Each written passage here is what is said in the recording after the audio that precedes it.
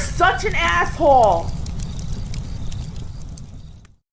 It wasn't Rushiel, it was somebody else. I'll go through the email. I'm kind of in a rush today because I got to go on Rule Zero in about 10 minutes. But anyway, one of you Hanyakers wanted a Clarey test on Modern Life John. And coincidentally, that same day, I think even an hour later, John was blither-blathering like he does on the interwebs. He invited me on his show, so I was able to ask him. And I already knew about John because, God, I've known him for, 7 years now. But the Clarey test is, again, just a test to figure out, should you run for public office and would I want to have a beer with you? And the test is, did you come from wealth? Did you major in stupid shit? Do you have any real world working experience? What are you currently doing now? So, for example, Hunter Biden and his dad would get a score of 4 because they fail. You want a low score on this one because none of them worked real jobs. They all came from wealth. They never did anything with their life. No, being president is not. I mean, it's a job. It's not. It's a popularity contest. It's not a real job. Sorry, it's not. You just get to sit there and sign documents. That's it. You get the fuck out of here. So I knew Modern Life John. He did come from poor, like legit poverty, not lower middle income, like I did. He worked real jobs because I think standard. I don't let me put words in your mouth, but John, single mom, right? And then so he had to work all these other jobs instead of being a whiny little bitch. He says, "No, I'm getting out of it. I'm going to do it myself." And there was a lot of wandering, a lot of pain, a lot of suffering because without a father involved saying, "Don't waste your time on this, invest in that." He's got fathers really your compass in life. And I'm sorry, ladies, you're great at nurturing. You're horrible at life planning. You're just horrible. No, you can't do it on your own. I've known very few, but there were exceptional people who did it on their own. One woman in particular comes to mind, but definitely the exception to the rule. And then he struck out on the internet web thingy, entrepreneurship kind of, and he became the redheaded stepson of special needs that nobody wanted, brother that no one knowing that he is today. And despite his mental illness, or not illness, his mental handicap, he still manages success to today. So I was on the show with them. I asked, "Hey, I got all the pieces. I got 3 of the 4. The only one missing." I said, "What did you major in if you went to college?"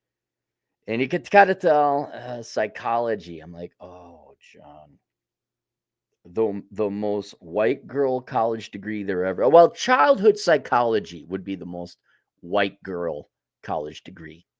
I'm good with children. I want to work with children. It's because you are one, you 17-year-old idiot. Yeah, you should be in charge of mental health of children. Sure, right. Yeah. Yeah, go ahead. And it's yeah, I got a point against him. So he does not have a perfect score. He has a score of 1. Score of 1, which is still good. And then the question then becomes, well, should he run for office? And would I like to have a beer with him? And I would say yes on both accounts. If for any other reason, the fact he had to make himself what he was with no help. I mean, there was no help. Him, Atham, myself, other people, we went through this journey. We went through that. We went that route. Yeah, I think he would be definitely better than average in terms of politicians because he knows he's not whiny, he's not complaining. He knows what it takes to survive, and he having lived there, he knows what it's like to be a normal person and a poor person. He's done the entire income distribution, gone from dirt poor to exceedingly wealthy. And that journey, which the vast majority of your trust fund baby politicians don't have, no, that was what would qualify him. And then would I like to have a beer with him? Painfully, yes. I mean, it's like there's the mentally retarded dog, and you kind of feel sad for, oh, look, it keeps running around in a circle, and Arf has a dysfunctional bark. Like we have this dysfunctional special needs puppy that just kind of rolls around in its own poop. And you feel sad for them. Yeah, right. No one else is going to have a beer with them. I guess I will. But yeah, I wouldn't mind having a beer with Modern Life. I mean, we've talked on the internet. It's not that I actually have to sit down and have a beer with them. But yes. Although I have a feeling that if I were to ever meet up, he'd be like, "Oh, let's go to parties and nightclubs." I'm like, "Hey, you have fun with that. I'm going to bed. So there you go.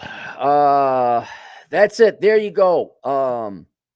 I'm going to be going on Rule Zero here in 5 minutes. I'll see you guys over there. I believe Jack is hosting. I think I'll tweet it out.